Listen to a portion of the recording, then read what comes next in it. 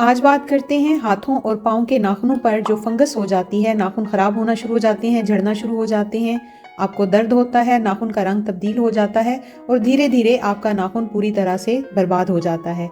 ये क्यों होता है और इसका इलाज हम कुदरती तरीक़ों से कैसे कर सकते हैं?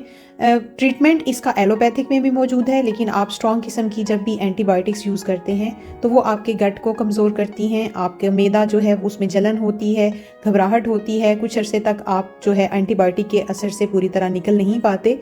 ठीक ये उससे भी हो जाता है, लेकिन आपको मैं बिल्कुल नेचुरल तरीके बताऊंगी और सबसे बढ़कर सिर्फ ऊपर लगाने वाले तरीके ही काफ़ी नहीं होते। आप जितने भी ट्रॉपिकल रेमेडीज़ कर लें, चाहे कोई आपको कुदरती अज्जा की रेमेडीज़ बता दे, दवाइयाँ बता दे, जब तक आप अंदर से ठीक नहीं होंगे आपके जिस्म का कोई भी इन्फेक्शन मुकम्मल तौर पर हील नहीं होगा।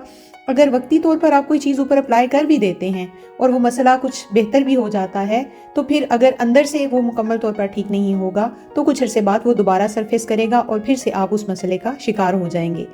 तो किसी भी किस्म का जो इन्फेक्शन होता है उसकी बड़ी वजह होती है वायरसेस, बैक्टीरिया, फंजाई। हमारे जिस्म में दोनों तरह के माइक्रो ऑर्गेनिजम्स होते हैं, जिस तरह गुड बैक्टीरिया और बैड बैक्टीरिया होते हैं, इसी तरह से हमारे जिस्म में गुड फंजाई और बैड फंजाई भी पाई जाती है।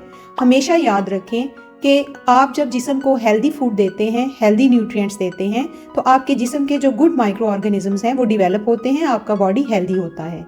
लेकिन अगर आप अपने जिस्म को हेल्दी फूड नहीं देते, जंक फूड देते हैं, high carbs, high sugar added foods आप लेते हैं, तो उससे आपके जिस्म में बैड बैक्टीरिया की ग्रोथ बहुत ज़्यादा बढ़ती है, बैड फंजाई बहुत ज़्यादा बढ़ना शुरू हो जाती है और जिस्म में इन्फेक्शन पैदा होता है जो मुख्तलिफ सूरतों में बाहर नज़र आता है। हाथों के नाखून हों या पाँव के नाखून हों, दोनों फंगस से या फंजाई से मुतासिर होते हैं। उसके लिए सबसे पहले आपने अपनी कुव्वत मुदाफ़ियत को बेहतर करना है। कुव्वत मुदाफ़ियत को आप किस तरह से बेहतर कर सकते हैं? आपको याद होगा कि कुछ अर्सा पहले तक जब हमारी नानियाँ दादियाँ होती थीं तो हमें बरसात के मौसम में वो कुछ ऐसी कड़वी चीज़ें खिलाया करती थीं जिससे फोड़े, फिंसियाँ या जिस्म में इन्फेक्शन वगैरह पैदा नहीं होता था और पूरा साल आपका जिस्म जो है उसमें इम्यूनिटी बरकरार रहती थी। तो उसमें जो सबसे ज़्यादा चीज़ इस्तेमाल कराई जाती थी वो नीम थी।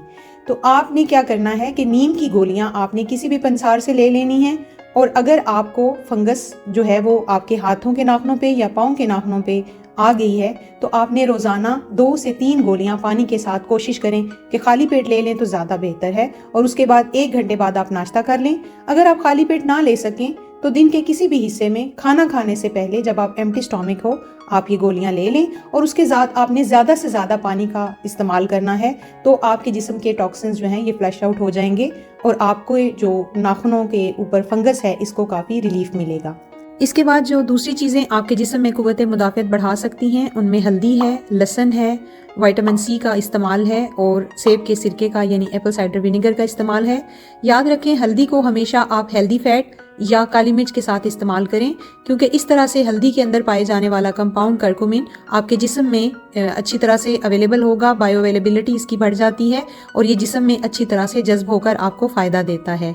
आपने जंक और ऑयली फूड को अवॉइड करना है, अब एक्सरसाइज करनी है, खुद को एक्टिव रखना है और कोशिश करें कि खानों के दरमियान गैप लें, खाना बार बार मत खाएं, बल्कि अगर आप फास्टिंग करते हैं तो ये आपके जिस्म के लिए बहुत ज़्यादा मुफीद है।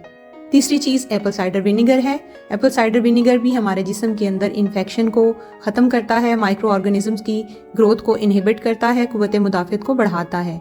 आप 1 गिलास पानी के अंदर 3 चाय के चम्मच एप्पल साइडर विनेगर डालकर रोज़ाना इस्तेमाल करें, इससे आपके हाथों और पाँव के जो फंगस है उसको बहुत ज़्यादा आराम आएगा। अब हम बात करेंगे उन चीज़ों की जो आप आसानी से अपने नाखून के ऊपर लगाकर इसको फंगस से ठीक कर सकते हैं। उसमें जो सबसे पहले चीज़ है वो बेकिंग सोडा है। बेकिंग सोडा और उसके साथ आप इस्तेमाल करेंगे एप्पल साइडर विनेगर। आपने 1 चम्मच एप्पल साइडर विनेगर ले लेना है और उसके अंदर आपने आधा चम्मच बेकिंग सोडा का डालना है। इन दोनों चीज़ों को मिक्स करके आपने अप्लाई करना है अपने नाखून के ऊपर जहाँ पे इफेक्टेड एरिया होगा और उसको आपने 10 से 15 मिनट के लिए छोड़ देना है और उसके बाद आप इसको किसी साफ टिश्यू की मदद से या साफ रुई की एक गाले की मदद से आप इसको साफ कर लें, तो इससे आपकी फंगस काफ़ी ठीक हो जाएगी। नेक्स्ट रेमेडी जो मैं आपको बताऊंगी उसमें आपने 1 चम्मच एलोवेरा ले लेनी है। एलोवेरा बहुत अच्छा डिसइंफेक्टेंट है, एंटीसेप्टिक है। ये इचिंग को रिलीफ देता है, यानी जो खारिश हो रही होती है इन्फेक्शन की वजह से उसको ये आराम देता है, सोजिश का खात्मा करता है। इसको आपने मिक्स कर लेना है 1 चम्मच ऑयल के साथ। ऑयल आप कोई भी ले सकते हैं, प्रेफर ये करें कि आप कोकोनट ऑयल ले लें, क्योंकि कोकोनट ऑयल के अंदर भी बहुत ज़्यादा एंटी माइक्रोबियल खसूसियात पाई जाती हैं। ये भी सोजिश को ख़त्म करता है। और आप इन दोनों को अच्छी तरह से मिक्स कर लें और अपने नाखून के ऊपर इसको लगा दें।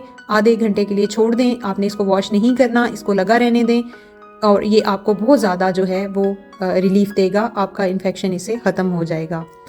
इसके अलावा जो चीज़ आप कर सकते हैं वो आपने 1 चाय का चम्मच हल्दी लेनी है और उसके अंदर आपने 2 खाने वाले चम्मच जो हैं वो गरम कोकोनट ऑयल के, नारियल के तेल के डाल लेने हैं। एक पेस्ट बना लेना है। इस पेस्ट को आप रात को अपने नाखून के ऊपर लगा दें और उसके ऊपर आपने हल्का सा कोई ऐसा पतला सा जैसे मलमल का कपड़ा होता है वो आपने लपेट लेना है और सुबह उठ के आपको ने इसको नीम के साबुन से या सेलेनियम सल्फाइड वाले साबुन से धो लेना है।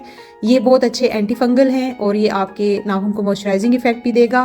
कोकोनट ऑयल स्किन के ऊपर ऐसा बैरियर बनाता है जो फंगस की मजीद ग्रोथ को भी रोकता है। इससे आपके नाखून बहुत जल्दी ठीक हो जाएंगे। उसके अलावा टी ट्री ऑयल बहुत अच्छा एंटीसेप्टिक है। आप इसको किसी भी अच्छे हेल्थ केयर स्टोर से ले सकते हैं या ऑनलाइन इसको ऑर्डर करके मंगवा सकते हैं। टी ट्री ऑयल के बहुत ज़्यादा फ़ायदे हैं। ये जिस्म के इन्फेक्शन को रोकता है, जरासीम की ग्रोथ को इनहिबिट करता है। टी ट्री ऑयल के 2 से 3 कतरे आप फंगस वाली जगह पर डाल दें। खुसूसन अगर आपके हाथों के नाखूनों के अंदर फंगस है तो उसके अंदर टी ट्री ऑयल का इस्तेमाल बहुत ज़्यादा इफ़ेक्टिव है। इसमें आपने जिस चीज़ का सबसे ज़्यादा ख्याल रखना है वो आपकी हाइजीन है, क्योंकि जब तक आप वो एनवायरनमेंट ख़त्म नहीं करेंगे जिसके अंदर ये फंजाई ग्रोथ पा रही है, इसके दोबारा होने के चांसेस हमेशा वहीं पे रहेंगे। तो अपनी हाइजीन का ख्याल रखें, डर्टी एनवायरनमेंट से बचें। इसके अलावा जो नेल कटर या नेल क्लिपर्स होते हैं वो आपने किसी दूसरे के शेयर नहीं करने। स्पेशली अगर घर में कोई डायबिटिक पेशेंट है तो आपने इस चीज़ का बहुत ज़्यादा ख्याल रखना है। एक और आपको मुफीद टिप दूंगी, वो ये है कि आप नीम का सोप इस्तेमाल करें या फिर आप ऐसा सोप इस्तेमाल करें, ऐसा साबुन इस्तेमाल करें जिसके अंदर सेलेनियम सल्फाइड पाया जाता हो।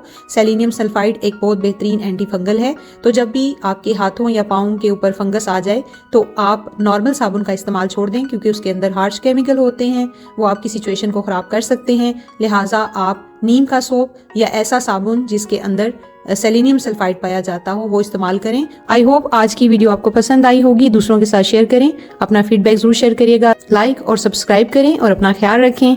अल्लाह हाफिज़।